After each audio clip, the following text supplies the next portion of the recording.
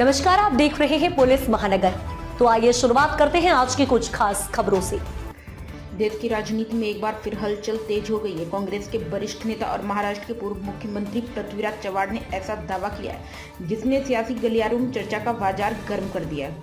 उन्होंने कहा कि 19 दिसंबर को भारत का प्रधानमंत्री बदल जाएगा और इस बार देश को एक मराठी प्रधानमंत्री मिलेगा। यह बयान उन्होंने पिंपरी चिंचवड़ में आयोजित एक कार्यक्रम के दौरान दिया। पृथ्वीराज चव्हाण ने इसी महीने यह दावा दूसरी बार किया। इससे पहले भी उन्होंने सांगली में एक प्रेस कॉन्फ्रेंस के दौरान इस तरह की बात कही थी। चव्हाण का कहना है कि वे लंबे समय तक प्रधानमंत्री कार्यालय में काम कर चुके हैं और दिल्ली के राजनीतिक हालात को समझते हैं। यही वजह है कि उनके बयान को हल्के में नहीं लिया जा रहा है। हालांकि ठोस सबूतों के अभाव में सवाल भी उठ रहे हैं।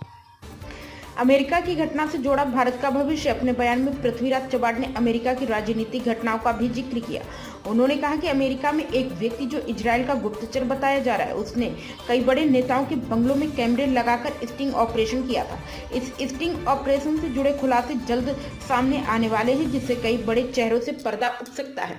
पृथ्वीराज चव्हाण ने अमेरिका में जेफरी एप्स्टीन फाइल्स का भी हवाला दिया। उन्होंने कहा कि इन फाइल्स के सामने आने से अमेरिका में भारी राजनीतिक तूफान खड़ा हो गया है। डोनाल्ड ट्रंप की स्थिति भी इस वजह से कमजोर होती दिख रही है। पृथ्वीराज चव्हाण के इस दावे पर भाजपा ने कड़ा पलटवार किया है। भाजपा नेताओं का कहना है कि अमेरिका में जो भी हो रहा है उसका भारत की सरकार या प्रधानमंत्री से कोई लेना देना नहीं है। उनका सवाल है कि अगर अमेरिका में कुछ दस्तावेज सामने आते हैं तो उससे भारत का प्रधानमंत्री कैसे बदल सकता है।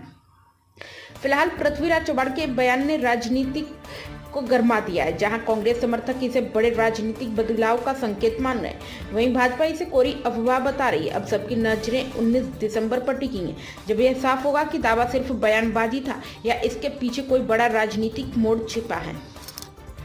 अब तक की खबरों में बस इतना ही। ऐसे ही खबरों के लिए बने रहें हमारे साथ। तब तक के लिए नमस्कार।